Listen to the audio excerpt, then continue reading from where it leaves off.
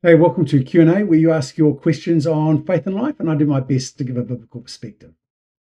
Well, let's jump into today's question. How does someone distinguish between the gift of tongues and rambling? Yeah, it's a good question. If you have been around church circles, you would and heard people speaking in tongues.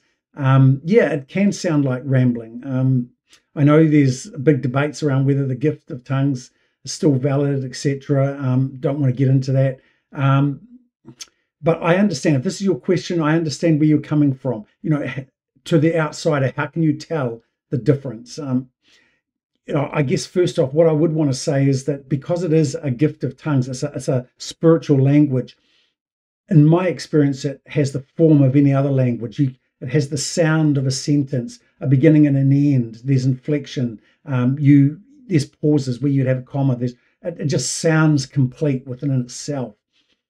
Having said that, there are times when people are perhaps it's a new gift to them, they're inexperienced, and it does sound more like a toddler. So um, yeah, it's a difficult one. I guess for me, I'm not going to pass judgment. I guess for me, there's times when I've thought, oh yeah, that there's just something about what that person's saying. You just know that it's the Holy Spirit speaking. Other times you're wondering. Just the same as when people pray and prophesy and all those things.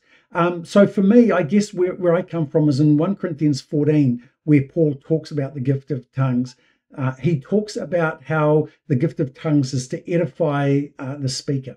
And so it's primarily a prayer language that one uses in their own devotions, that they use it to edify themselves in the presence of God, to connect and commune with God, and in a way that perhaps the spoken language, English, doesn't, because it bypasses the mind, so to speak.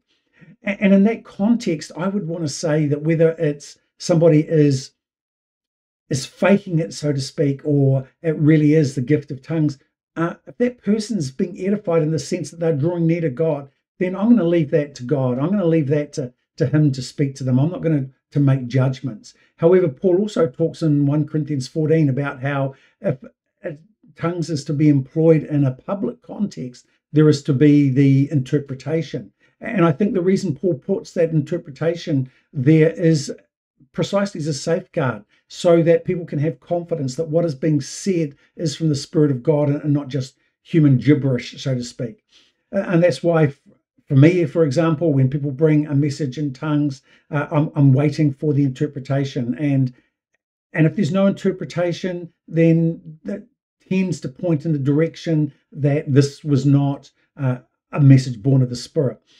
Equally, there's been times when someone's offered an interpretation and you just, again, have that sense, this is not what God's saying at all. This is not born of the Spirit. And so it requires discernment in that context. But the point is that Paul makes that there should be people who interpret that message to help confirm for people this is a spiritual language. It wasn't just human babbling, and you can have confidence in it. You're not put off by it. So in regards to your question, how can you distinguish?